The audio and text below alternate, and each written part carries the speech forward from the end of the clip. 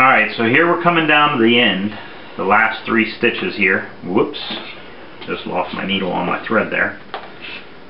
So, what you need to do is go all the way to the end. Let me rethread this here.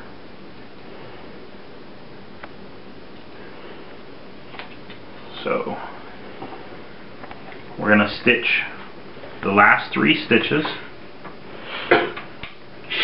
Make sure we're pulling them up tight as we go. And then just like when we started, we went back over our stitches, but this time we're going to tie in between and pull a tie into the middle of the piece of leather here. So we get all the way to the top.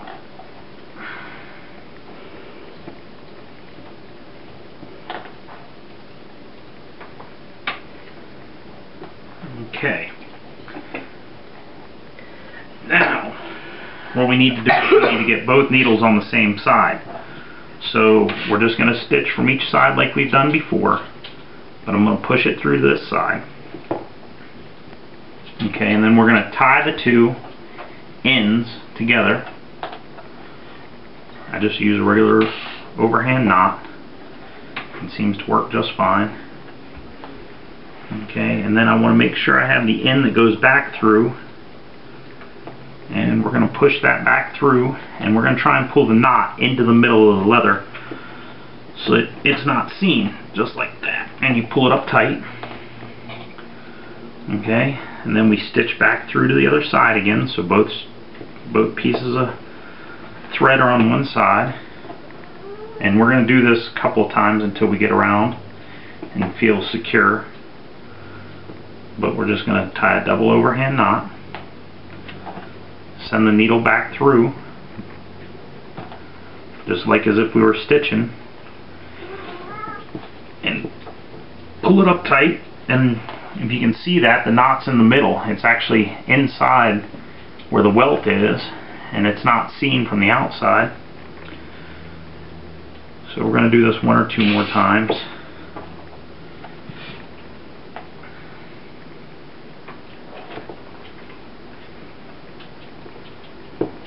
Make sure I get the right needle. Push the needle through. You don't want to push the needle back through the hole you just made where you've actually eliminated your stitch. You want to keep the stitch and then pull that up tight. Okay, now we can cut this, and you can leave just a little bit long. This being nylon thread, the best thing to do is just take a match or a lighter, and you can burn the end, and that'll make the nylon ball up and it won't pull back out of that knot. Okay, so let's check it for fit. It's all stitched up, it's tied off, and so now we just slide it onto the piece there, and it should fit nice and snug. That's what we're looking for, is a retention tile style sheath. Something, I'm not looking at carrying this through the woods, so I'm not worried about it catching on a tree limb. This is more for, you know, traveling in a vehicle, maybe hand carrying it from the shed to the wood pile. But I'm not really looking to carry this one through the woods, so putting a snap retention on it or something like that's not that important to me. So I'm going to go ahead and burn those 2 ends, and then I'll show you how to finish out the edges of the leather. We'll be right back. Alright, so here we go. We're going to go ahead and burn the ends of the thread sticking out there, and they'll burn straight down into the leather.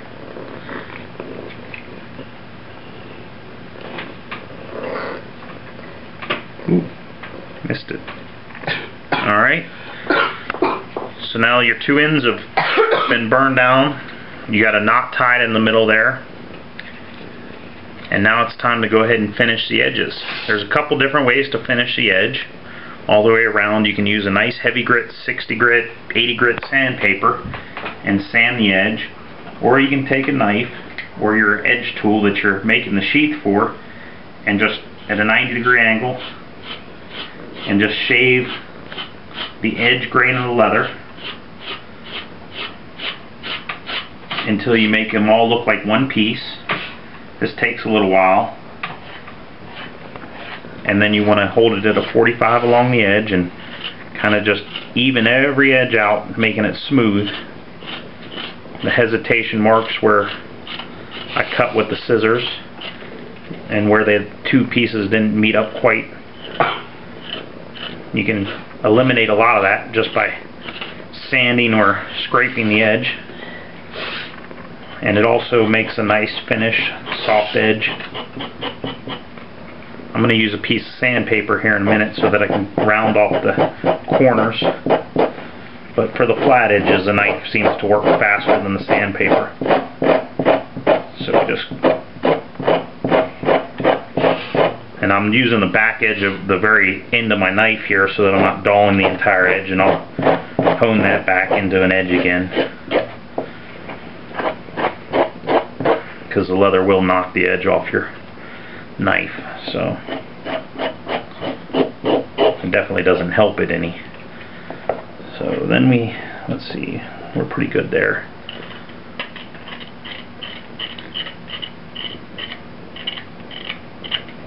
Alright, I have a piece of sandpaper here. So I'm using the sandpaper to round out the corner edge, and as you can see, it rounds it out pretty quick.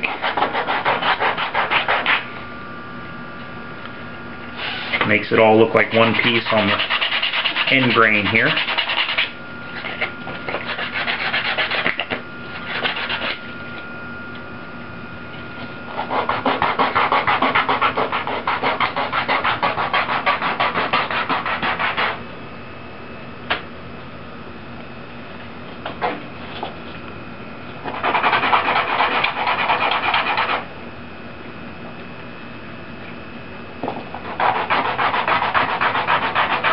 Okay, now at this point, basically you have a finished sheath, and you could use this as is if you wanted, but you know, you don't have to sand the edges. You can leave it as rough as you want to leave it, but that's pretty good. It still can use a little more. I might do a little more off camera, but that's a finished sheath right there. The only thing is there's nothing protecting our leather, so I'm going to go ahead and do just a touch more sanding on this edge here, and maybe that little spot right there, and then I'm going to sew the other sheath together and go ahead and finish its edge.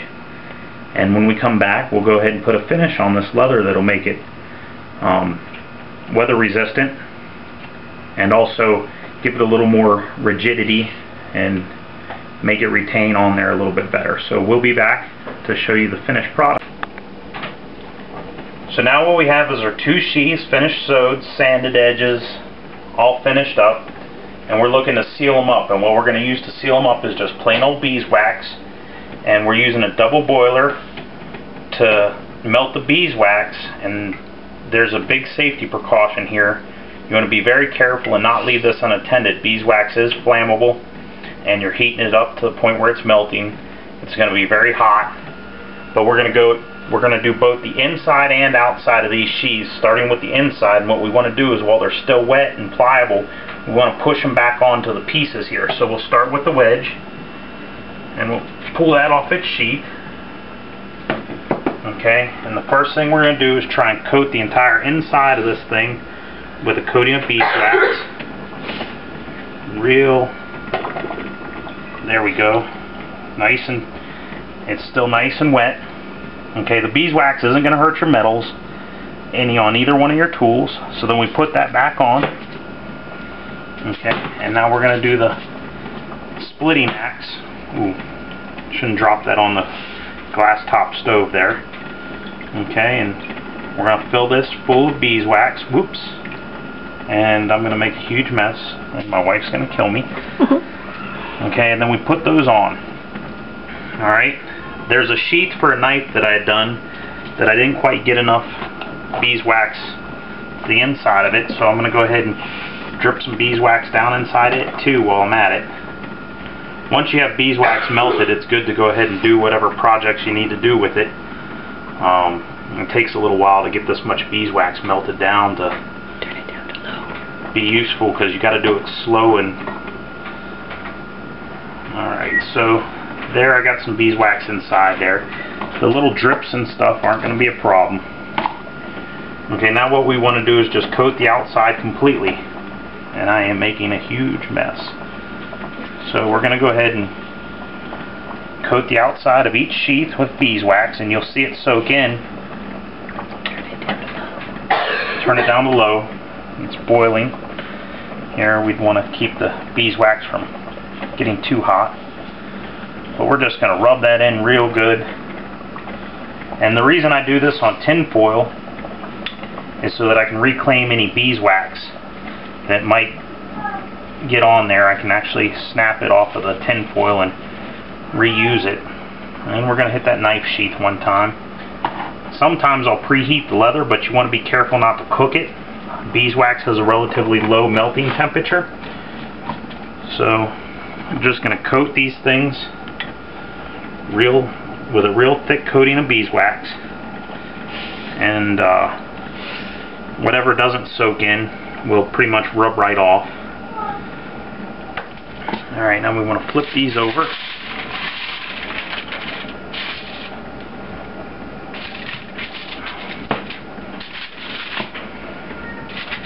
And the beeswax will get impregnated into the leather, and when it dries, the leather will become harder, kind of like a Kydex sheath or a hard plastic sheath. It'll actually make the beeswax kind of a heavy and moldable. That's why we're doing it with them on there.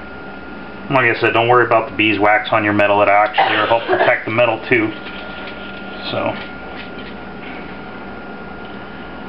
we're drying out pretty quick here. I might have to heat these up just a little bit. And in order to just heat the leather up, if you got them to where they need to soak in a little bit better, you can put them in the oven on low. Just make sure you put a piece of tin foil or something underneath them. But once we got a good coating on there, I'm going to do a little more down inside this knife sheath. It still doesn't have enough. But as you can see, the beeswax will make it retain its shape. If you do heat these up, even in an oven on low, you don't want to put your metal tools in the oven.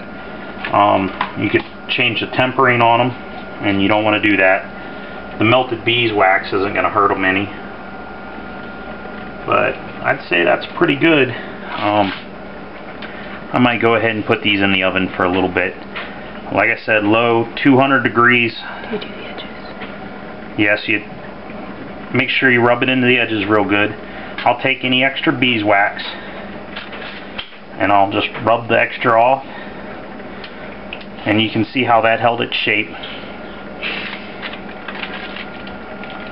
So now we just need to rub a little bit more in there. I missed a spot. Check to make sure you got a full coating and coverage. Okay, I'm going to stick that back on for a minute. I'm going to check this sheath. And as you can see, everything's got a good coating of thick beeswax. Ooh, that one's on there tight. Sometimes these sheaths really do a good job of getting tied on. And make sure you're saving your beeswax. This stuff is still good. There's nothing wrong with it. You can melt it back down, put it back into a block. Okay. And beeswax is not going to hurt your hands at all, unless I guess you have some sort of allergy to it. It'll actually leave your hands feeling nice and soft. So I don't mind getting it all over everything. A little hard to clean up, but off the oven. So